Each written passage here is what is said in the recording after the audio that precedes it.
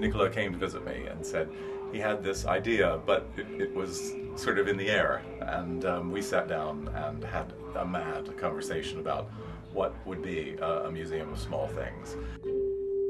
And then he took images of our work and his work and artists we like and put together a presentation, and Selfridges indulged us. And we just started trying to tell this story about how we wanted people to look at the word small in many ways, not just scale, but about things that are possibly insignificant or overlooked, ephemeral. This little object is called Globe, and it's from a big collection. So they're all inspired by objects I have seen in shops or in collections, in museums and so on. I find like for example, if I have a small object, I find it interesting in relation, for example, to a big object, like a big vitrine, or like here, in the relation to this big sphere. Small things can have a big spotlight as well. No? They can have a big spot on them, and then they're quite big as well. What on earth is the connection between all these different kinds of artists? But I think once you settle in, the darkness helps you kind of take a breath. The origins of the mass were based on the look of Neptune and an image I did a few years back, which was two records put together with a nose and a mouth. So the idea was to kind of merge these disco eyes onto a kind of, I suppose, like an abstract, quite graphical version of Neptune's face. I've never really exhibited in quite a commercial space, one that's right on a high street.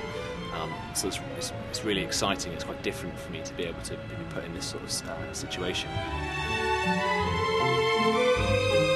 And the way I work is usually generating quite busy, complex images, so and then stripping them back. But with this, I've just kind of made it quite, entangled. When I saw this space and kind of what they intended, they'd seen one image of mine which was done large scale. Other than that, it's all kind of just normal print and stuff. And yeah, so when I saw the ceiling and the walls, it's sort of unbelievable opportunity. So.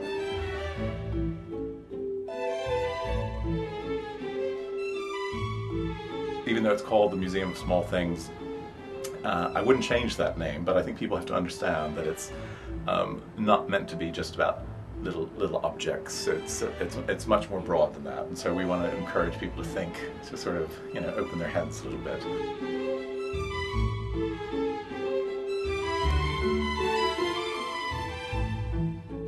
Richard Wentworth made a piece.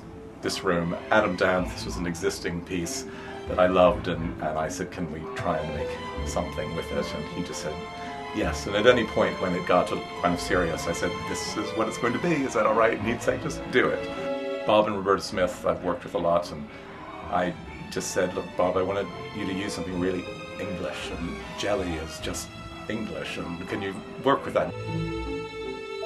Selfridges sets the bar for, that stores are full of theatre. Everything has a kind of a flair and a theatricality, and it's not like we've just filled this space because it's here. We've tried to do something that kind of reflects the broader, mindset that runs this place.